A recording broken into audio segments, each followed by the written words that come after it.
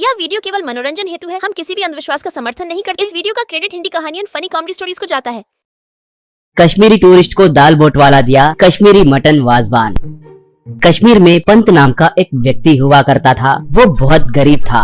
नाव में कूली के तौर पे काम करता था। वो विदेश से आए यात्रियों को अपने नाव पे चढ़ाकर उन्हें घुमाता था। पंत की तनख्वाह कम होने के बावजूद भी वो उसके दोस्त राठौड़ की मदद करता था।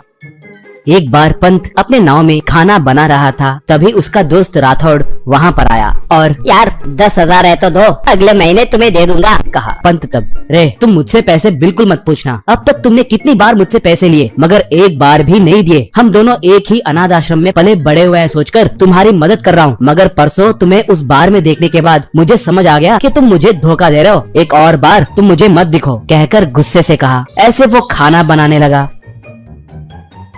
थोड़ी देर के बाद पर्यटक उसके नाव पे चढ़े। उन्हें लेकर उस झील में घुमाते हुए उन्हें सुंदर सुंदर स्थलों को दिखाने लगा।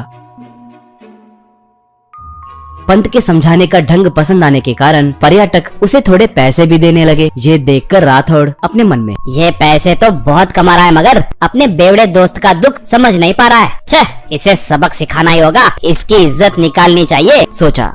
बाद में राठौड़ एक विदेशी पर्यटक के बगल में जाकर बैठ गया। वो पर्यटक उसके आते ही उठकर नाव में फोटो खींचने लगा था तो राठौड़ धीरे से उसके बैग को चुरा लिया।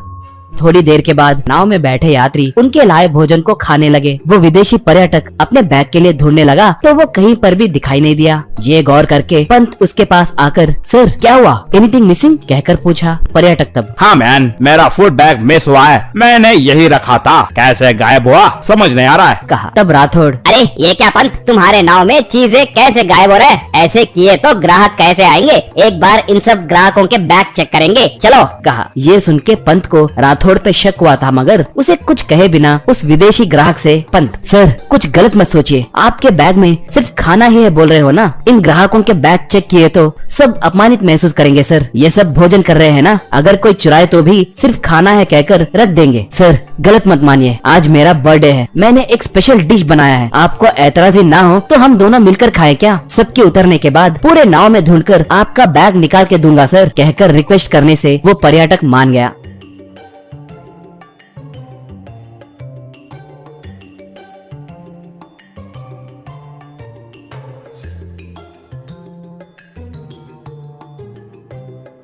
अब पंत उसके बनाए फूड सेटअप को लाकर उस ग्राहक के सामने रखा। दोनों पंत के बनाए मटन वाजवान को खाने लगे। ऐसे वो मटन वाजवान पूरा खत्म हो गया। उसे खाने के बाद पंत से वो विदेशी पर्यटक, सॉरी मैन, मैंने तुमसे ज्यादा खाया, तुम्हारा हाथ का खाना बहुत अद्भुत है। वो क्या था?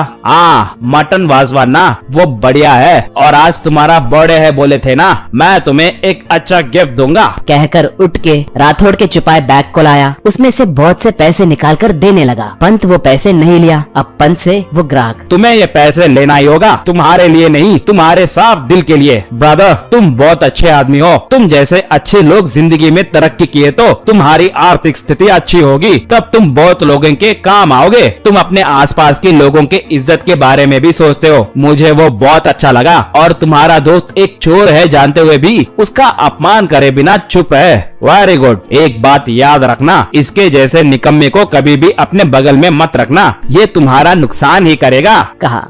बाद में वो विदेशी पर्यटक जो भी था वो सब नाव में बैठे लोगों से कहा। लोग तालियां मारकर उसे जन्मदिन की शुभकामनाएं दिए। थोड़े दिनों के बाद ग्राहकों के दिए पैसों से पंत एक अच्छा नाव खरीदकर कम पैसे लेकर ग्राहकों को घुमाने लगा।